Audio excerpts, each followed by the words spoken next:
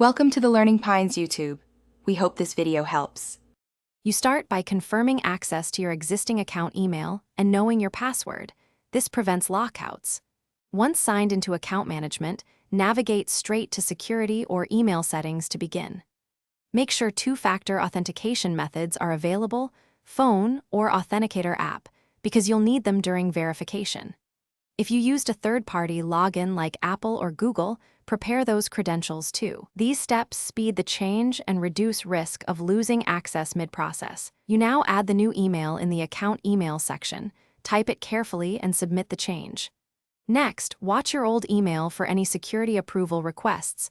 Approve them to confirm it's you. Then open the new email and click the verification link sent by the system. This binds the address to your account. If you have Authenticator or SMS2FA, expect an extra code. Enter it promptly. These double checks exist to stop unauthorized switches and keep your account secure. You finish by confirming the new email appears in account management and re-enabling any two-factor settings you disabled earlier.